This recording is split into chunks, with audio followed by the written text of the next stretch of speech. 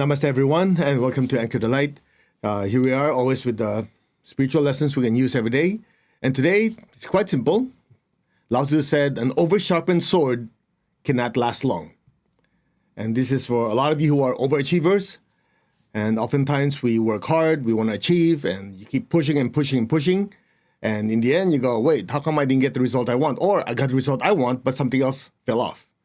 And I want to start off by sharing what I learned from my teachers. My teacher, Grandmaster Tuakok Sui, always says, you have 5 virtues. Loving kindness and non-injury. Then you have generosity and non-stealing. You have honesty and non-lying. Constancy of aim and effort and non-laziness.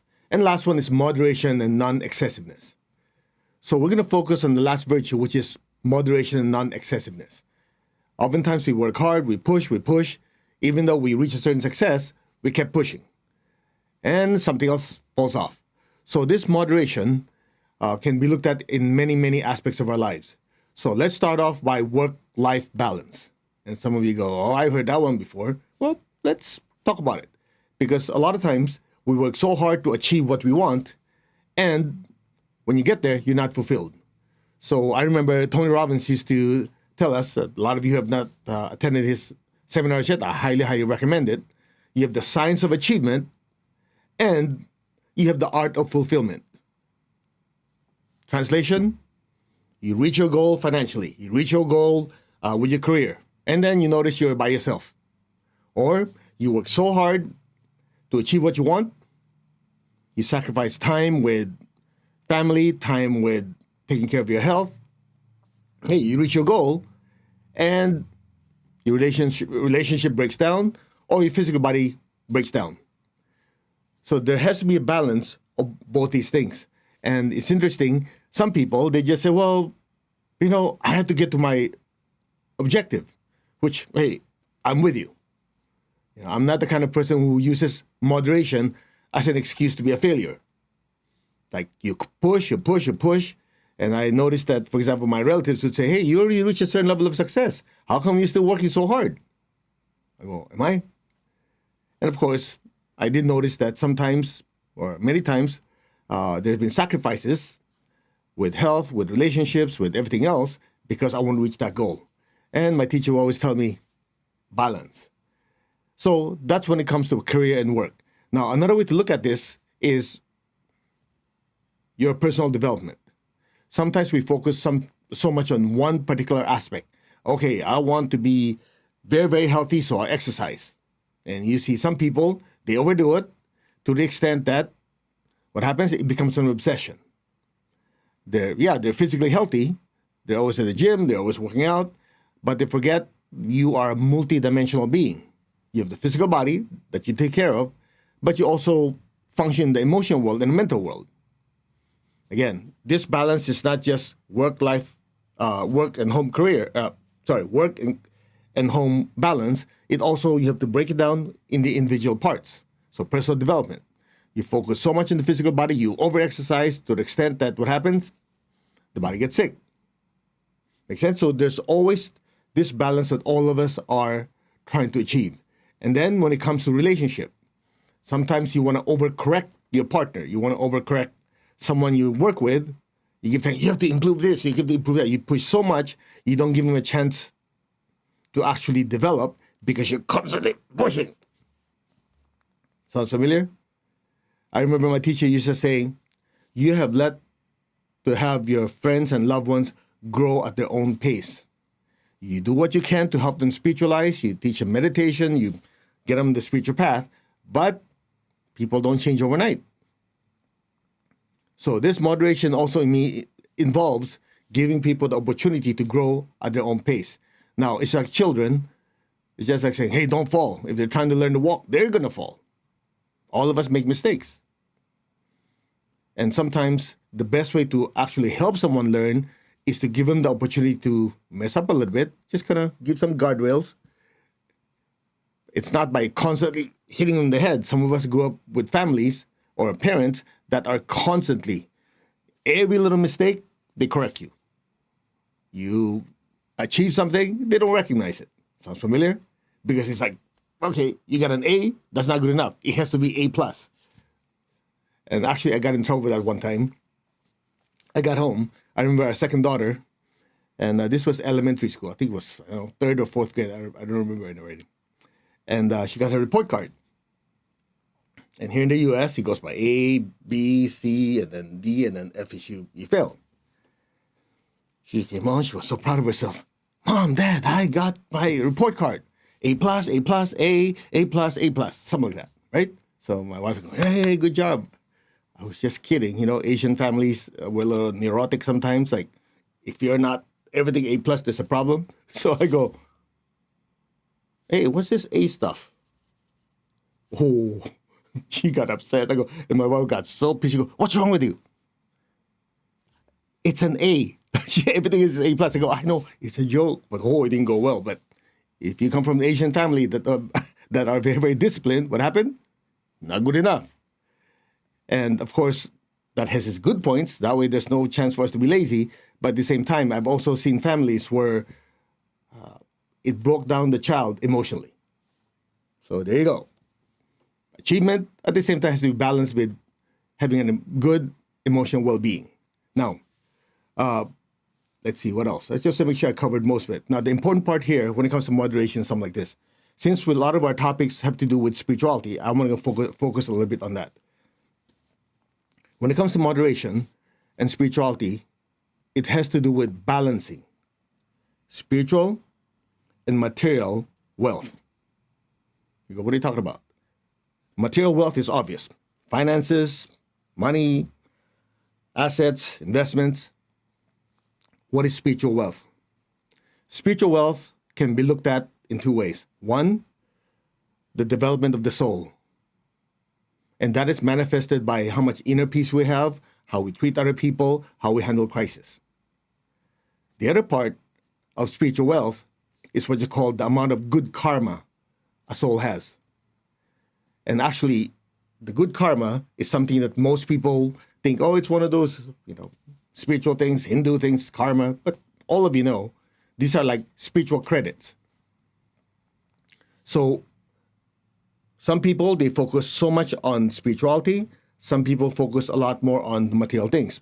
Now, since we're talking about spiritual topics, the part that I would highly recommend you do is not only do you do your spiritual practice, make sure your finances are in order. Let me share with you a story I shared with a lot of you before.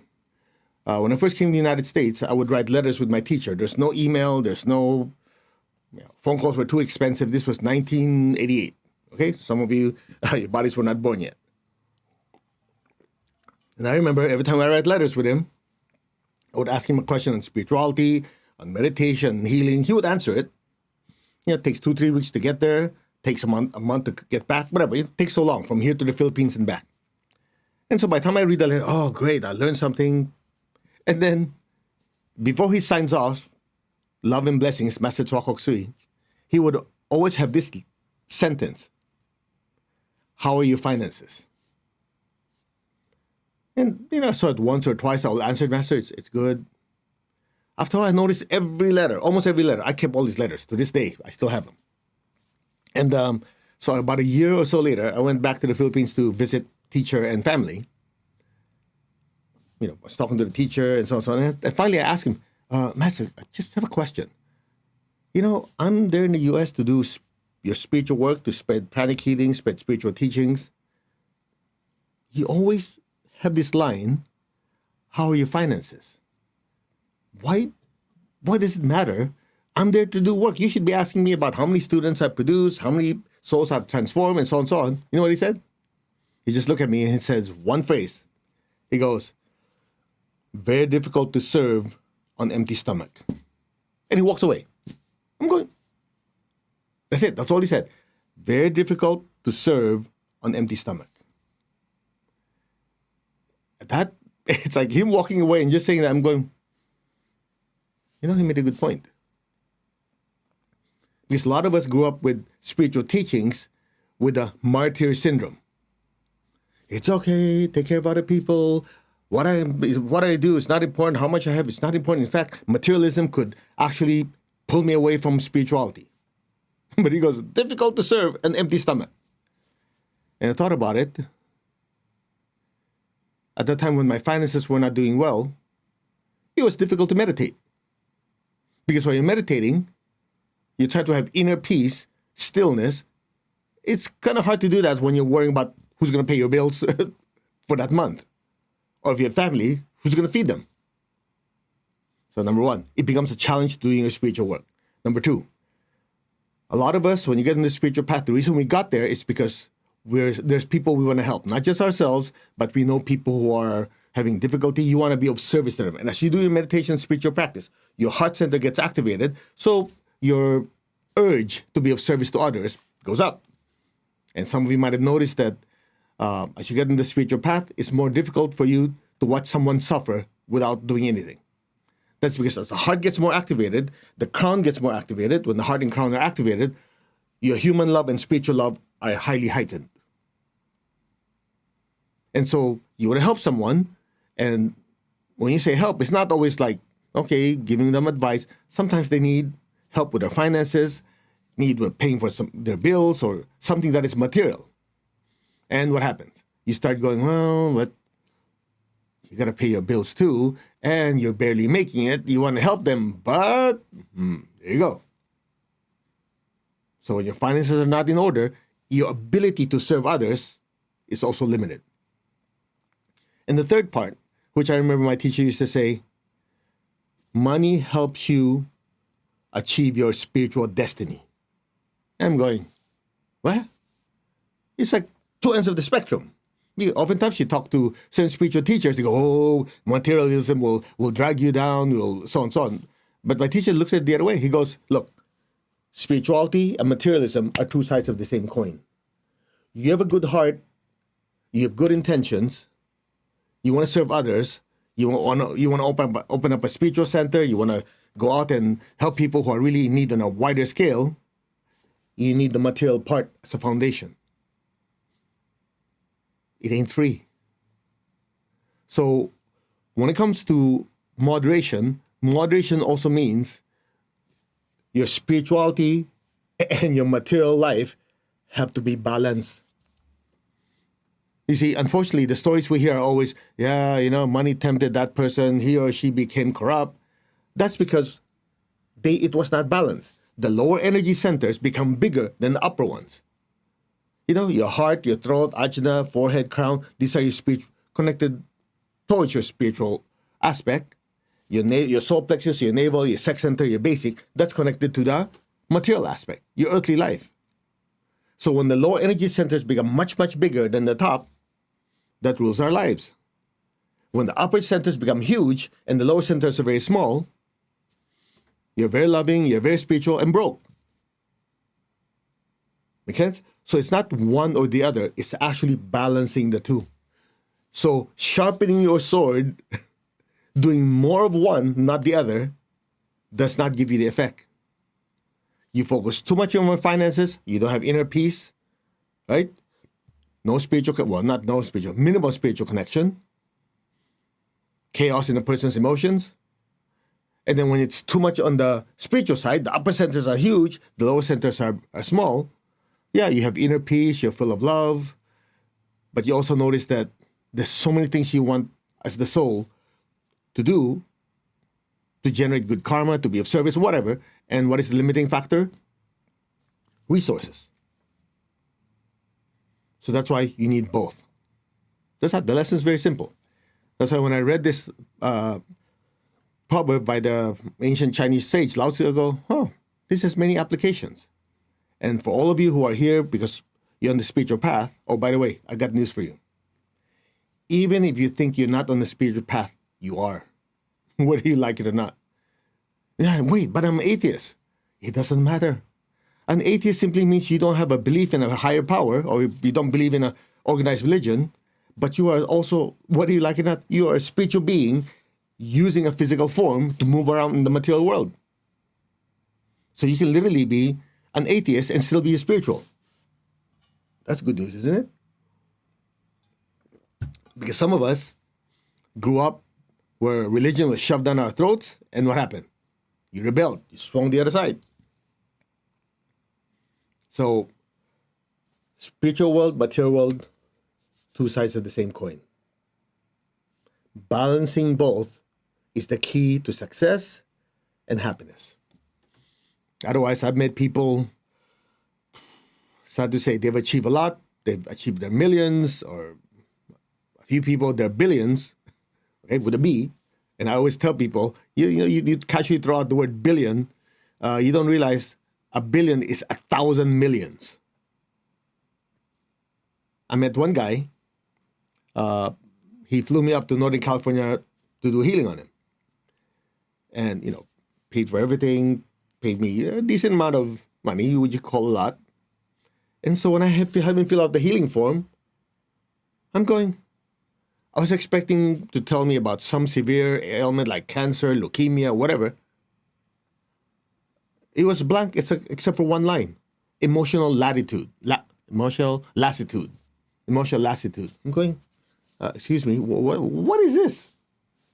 He goes, he's not happy. I'm thinking, this guy's a billionaire, okay? I know that, with a B. He has everything you could want. He has a family, which I don't know if he's happy or not, but there was an emptiness. So I finally asked him, all right, this thing you're looking for, you want me to help you with, have you ever felt it at all? That whatever that happiness and fulfillment you have, you go, yeah. Well, tell me about it. You know what he said? Well, he's a venture capitalist, VC. Well, when I find someone who needs something, and I find someone who is able to give it to them, when I put them together, it just gives me that good feeling. I'm looking at this guy, I'm going, you're a billionaire, and you don't have the fulfillment of doing service. You see, when you do service and be able to help someone, your heart goes, So for him, it's all numbers, he makes money, but that little joy that most of you probably experience, when you help someone, you feel fulfilled, he doesn't have it. So he got all the lower chakras taken care of, but the upper chakras are small. No inner peace, no happiness, no fulfillment. But you see, that's easy to correct. It's easy to correct. Put the person meditation, Twin Hearts diet, activate the heart, the crown, meditation, make him go out and do service and give money to charity. You will force the chakra to get bigger on top. And since they have the resources, guess what? They can really help a lot of people. Which the amount of service they do will also accelerate the activation of the heart and the crown, so they have inner peace. So don't look at people who are financially doing well. Oh man, these guys are screwed. Actually, their path to spirituality can be even faster because they have the resources if they want to. That's the question mark. Now, the other way, people who are very, very, very spiritual, to be financially prosperous would be more challenging. Yeah, but I can visualize. How's that going for you? Visualization alone won't get you there. It takes having a goal, what you want, to be financially more successful, give it a number, give it a certain clear target. You have to want it bad enough. You have to plan it out and execute. You cannot meditate your problems away. Some people say, oh, they're having issues with their finances, and go, can I do some meditation? Yeah, you can. That helps. Disintegrate the poverty consciousness thoughts. But you also have to find something to generate income. Can I just picture it? Or picture all you like? And how's that doing for you? See, unfortunately, I've seen people on the spiritual path, they use that as an excuse to be lazy. Actually doing it activates the basic chakra, your prosperity center. So just visualizing it's all day long without moving a finger makes you a good visualizer. That's it. It's not like I visualize someone, so boom, your bills will be paid. I wish. Sign me up. Don't work that way. So when it comes to this balancing of spiritual and material world, some people have more challenges with the lower centers. Some people have more challenges with the upper centers. But our objective is to have balance. You have inner peace. You have love. You have to do service. Simultaneously, you're financially stable. You have the resources to help yourself, help your loved ones, give them a better life. At the same time, the ability and the resources to do a greater scale of serving others. That's it. Let's meditate. Put your hands on your heart. Focus on your crown. Repeat after me. I am that I am. I'm not the body. I'm not the emotion or the thoughts. I am the soul using the body, the emotions, and thoughts. I am the soul. I am a spiritual being of divine intelligence, divine love, divine power. I am that, the soul, the spiritual self. I am connected in one to my higher soul. I am connected in one to the divine spirit, the divine spark in me. I am a child of God, meaning we're still growing. All of us make mistakes. However, it doesn't change the fact that we are one with God and one with all. There's only oneness. Just be still. We are one.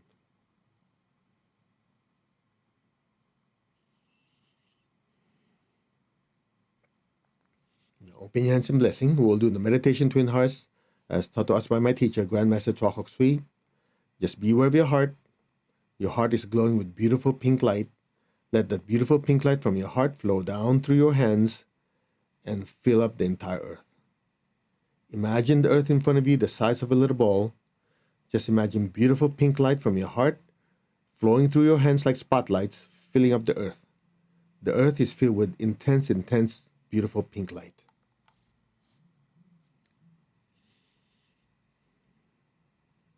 We will use the prayer of St. Francis of Assisi. Be aware of your heart in your hands. Lord, make me an instrument of your peace wherever there's hatred anywhere in the world.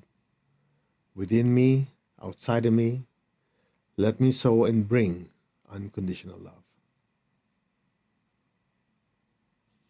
Where there's injury, let me sow pardon and forgiveness.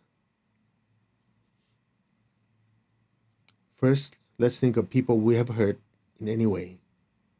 Picture them in front of you. Fill them with beautiful pink light. And just say, whatever I've done to hurt you, whenever I've hurt you and however I've hurt you, I'm truly sorry. I humbly ask for your forgiveness. And I forgive myself. To all who have hurt me, may you be blessed and filled with peace, joy, and love. To all who have hurt me, you are completely forgiven. All of us make mistakes. All of us grow and learn through our mistakes. To whoever I've hurt and the ones who have hurt me, may all of you be blessed with peace and with love. So be it. Fill them with beautiful pink light.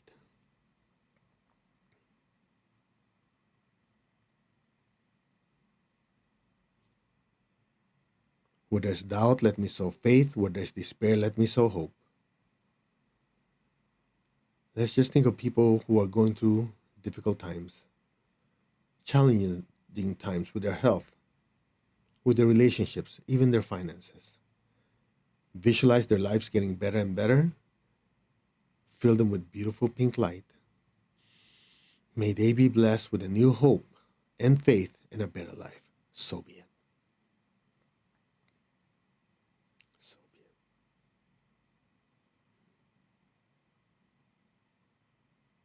Where there's darkness, let me sow light.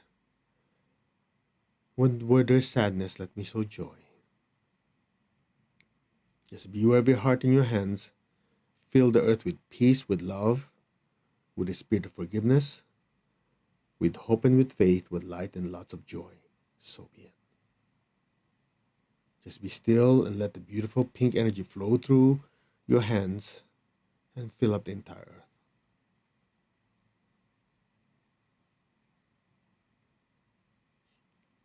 Now, be aware of your heart. Take a deep breath. Be aware of your crown. Exhale. One more time. Be aware of your heart. Take a deep breath. Be aware of your crown. Exhale. One more. Be aware of your heart. Inhale. Be aware of the top of your head. Exhale. Stay there. Be still. Your crown is filled with so much golden light. Imagine that golden light from your crown sliding down through your hands and bless your home. Fill your home and all your loved ones with beautiful golden light. Let it spread to the city you live in. Let it spread throughout the country, to all the countries in the world. Fill the entire earth with this beautiful golden light. Fill the earth with golden light. From the heart of God, may every person, every being on earth be blessed with love and with kindness. Fill the earth with beautiful pink light, blessing all beings with peace and with love. May all be blessed with love and kindness. May all be blessed with great joy and happiness, with understanding, harmony, and divine peace. May all beings be blessed. So be it. So be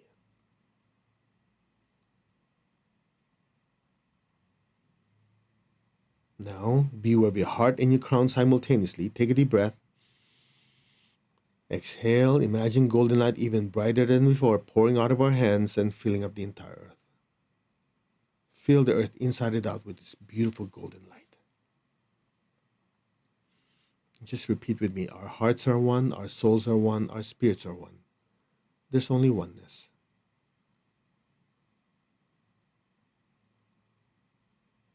Just let the energy flow through you.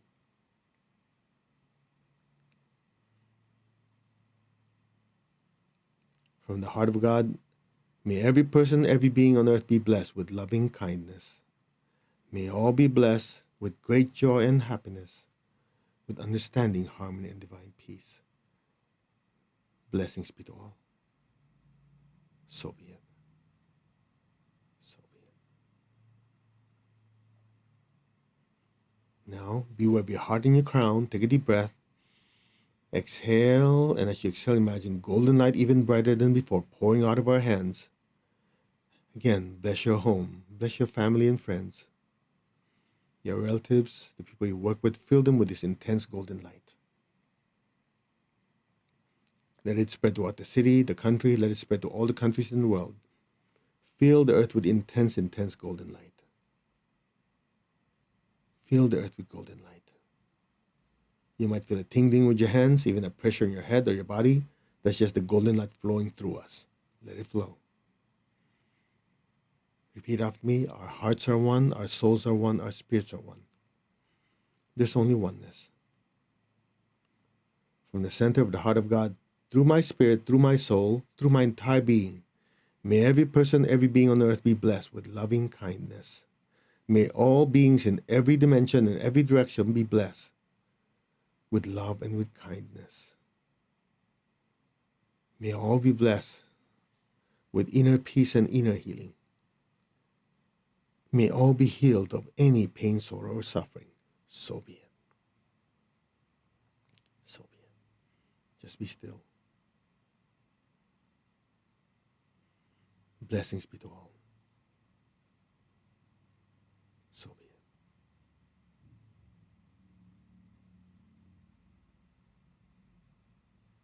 Blessings be to all. Now lower your hands. Keep your eyes closed. Keep your tongue on the roof of your mouth. Now imagine a beautiful golden star or a golden sun just floating above your head. It's just floating above your head. Be aware of the love in your heart. Send a stream of love up to the center of your head, to your crown. Let your awareness just gently float up to that beautiful golden sun. Stay there. Just be still. Your tongue is still on the roof of your mouth. Just look at that beautiful golden star floating above your head.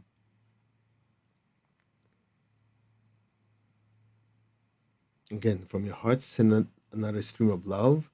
From your heart up to the center of your head, to your crown, and into the golden light. Stay there. Be still.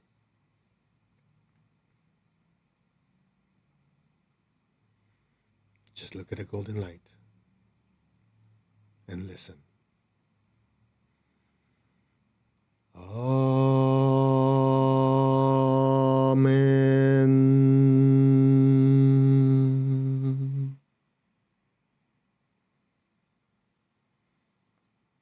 Be aware of the golden light and the stillness.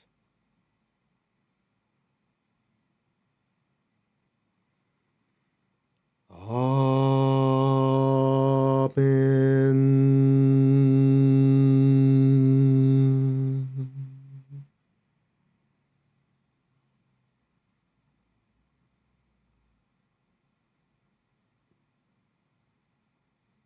Allow your awareness to drift deeper and deeper into that stillness and silence.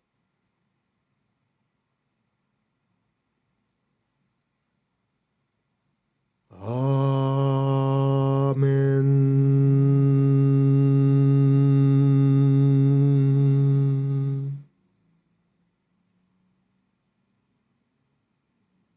Be still. Be aware of the inner stillness within you. Simultaneously be aware of that beautiful golden sun floating above your head. Be still and let go. Now, any sound, any noise you hear will just help you dissolve deeper and deeper into that golden light. Right now, let go.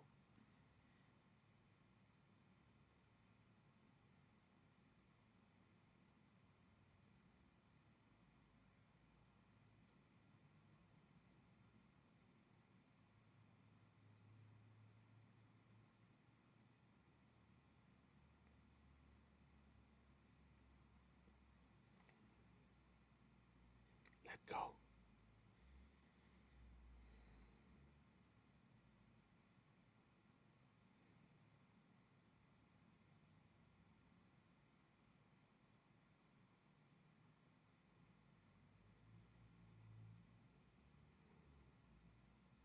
Gently, slowly,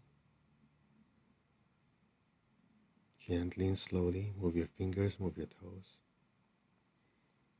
Gently and slowly come back. Let's share this peace and love. Raise your hands in blessing again.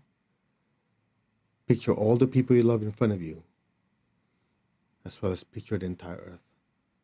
Fill your loved ones and the entire earth with beautiful golden light. May all of them be blessed with good health, with much happiness, with abundance and prosperity and spirituality. So be it. Blessings be to all. Continue visualizing your loved ones with golden light as well as the entire earth. Blessings be to all.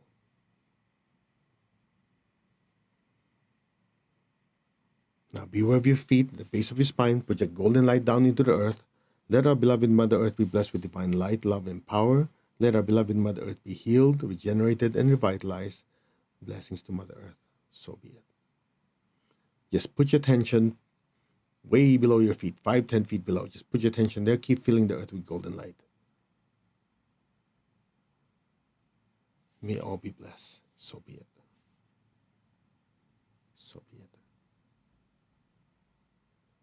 Okay, let's give thanks and pray to whoever you normally do, to Supreme God, Divine Father, Mother, to my teacher, Master Choco Sri Mahaguji Maini, to all the great spiritual teachers, holy masters, to all the saints of all traditions, archangels, holy angels, spiritual helpers. Thank you all for the blessings. So be it. Right, open your eyes. I hope you had a good meditation. And just in case you're not aware of it, the second part, when you bless the earth, that is very, very important. That's why every time we finish meditation, you visualize golden light going down to the earth. And if you're sensitive, you might have noticed, during the silence, like you're gone. And then when you bless the earth, it's like push you down to your body. That's very, very important. You see, you have a spiritual connection. You also have an earth connection. Both are important.